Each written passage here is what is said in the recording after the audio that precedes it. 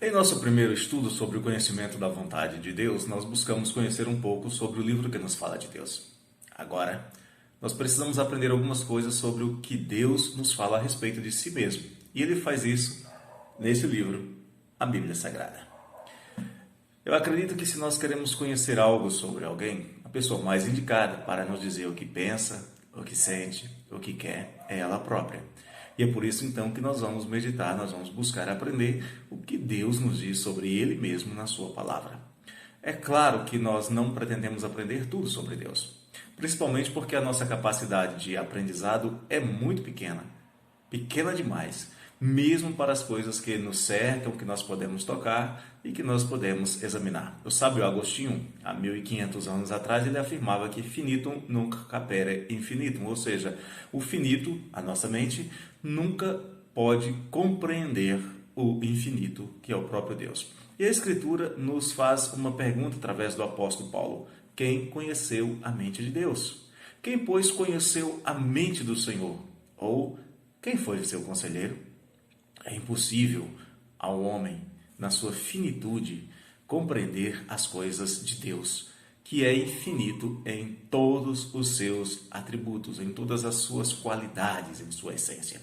Vejamos então, a partir de agora, alguns atributos que, dentre muitos outros, podem nos levar a um relacionamento mais próximo com o nosso Deus Criador.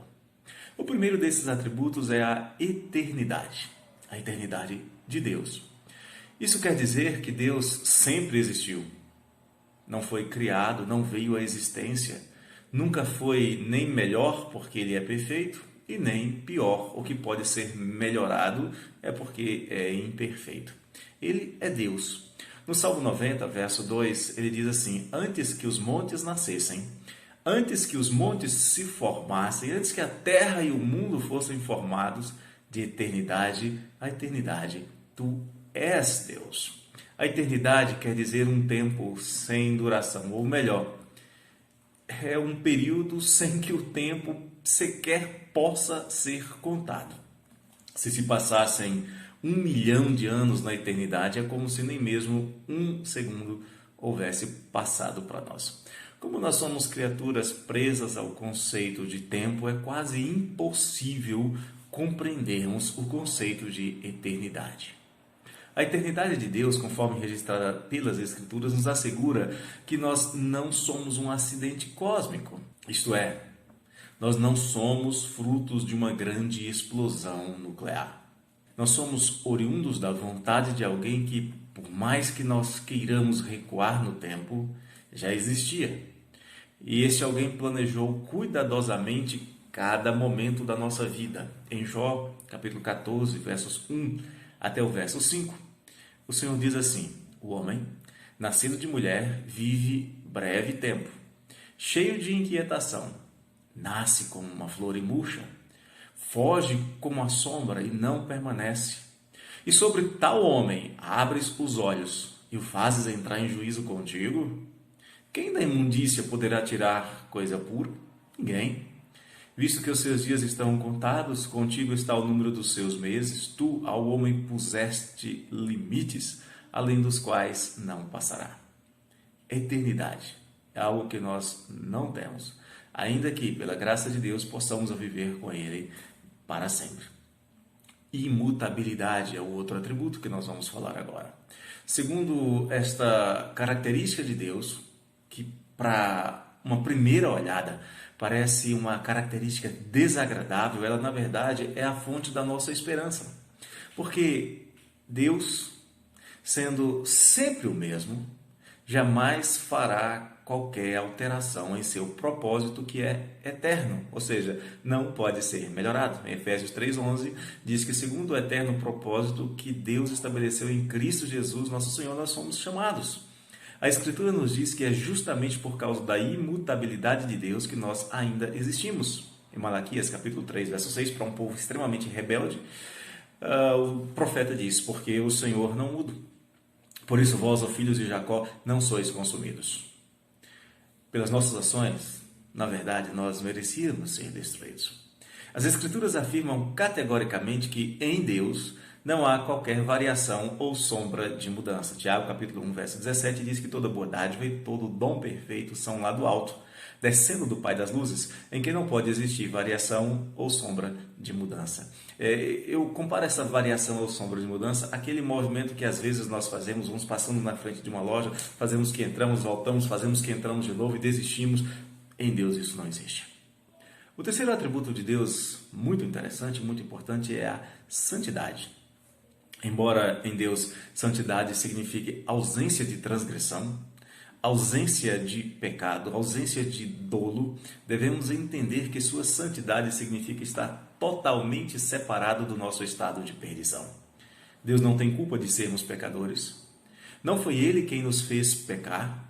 Na verdade, Deus abomina o pecado, ainda que ame o pecador e o busque e o restaure. Em Êxodo 34, 7 é dito que Deus guarda a misericórdia em 1000 gerações, que perdoa a iniquidade, perdoa a transgressão, perdoa o pecado, ainda que não inocenta o culpado, e visita a iniquidade dos pais nos filhos e nos filhos dos filhos até a terceira e quarta geração.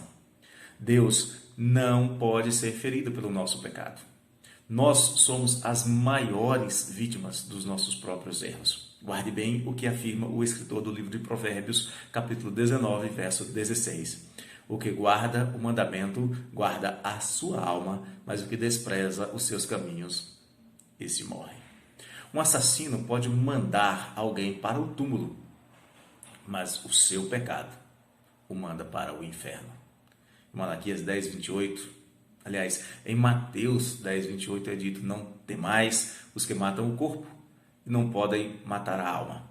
Temei antes aquele que pode fazer perecer no inferno, tanto a alma como o corpo. Como o Senhor é santo, Ele requer dos seus seguidores a mesma santidade, embora uma santidade derivada. Em 1 de Pedro, capítulo 1, verso 16, o apóstolo nos diz: porque escrito está, sede santos, porque eu sou santo. A santificação é essencial a Deus, faz parte da sua essência, e é em nós fruto da ação de Deus que nos santifica. Um outro atributo que nós precisamos conhecer é a sabedoria de Deus. Deus, diferente de nós, não precisa aprender coisa alguma. Talvez você já soubesse disso, mas provavelmente não sabia que eu falaria isso. Deus é sábio. Aprendizado implica mudança. E nós já vimos que Deus não muda em coisa alguma. Com Deus está a sabedoria e o entendimento, como nos diz Jó no capítulo 12, verso de número 13. Em Deus não há necessidade de aprendizado. Deus não precisa que ninguém o ensine, embora nós às vezes queiramos ser mais sábios do que Deus. Jó no capítulo 21, verso 22 diz: acaso alguém ensinará ciência a Deus? A Ele que julga os que estão nos céus? Deus não precisa das circunstâncias para aprender. Ele sabe. Essa sabedoria é fruto de outro atributo seu chamado onisciência, que é a capacidade de saber tudo, independente do tempo em que elas ocorram.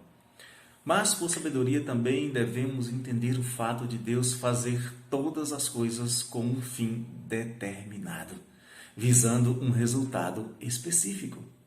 E a isso nós chamamos de soberania. Assim, mesmo antes de criar o homem, Deus sabia que ele pecaria. E então já havia decidido enviar Jesus para morrer em resgate destes mesmos pecadores. E isto antes mesmo que pecassem. Em Apocalipse 13, 8 é dito: e adorá-la-ão todos os que habitam sobre a terra, aqueles cujos nomes não foram escritos no livro da vida do Cordeiro, que foi morto desde a fundação do mundo. E o Senhor então deu Jesus como Cordeiro de Deus para morrer pelos seus, para conduzi-los a um reino que também é eterno, como Jesus diz em Mateus 25, 34. Então dirá o rei aos que estiverem à sua direita: vinde, benditos de meu Pai, entrai na posse do reino que vos está preparado desde a fundação do mundo. Nesta aula nós conhecemos um pouco sobre 4 atributos de Deus, com a ressalva de que nós não podemos conhecer tudo sobre Deus, porque a nossa mente é finita e Deus é infinito. Aprendemos sobre os atributos da imutabilidade, da eternidade, da santidade e da sabedoria de Deus. Na próxima aula, que dá sequência a essa, ainda é a aula de número 2, nós vamos falar sobre alguns outros atributos. Aguarde e até lá. E lembre-se, se você quer o nosso material, ao final deste estudo você vai encontrar o nosso e-mail. Entre em contato para que você possa recebê-lo em sua casa.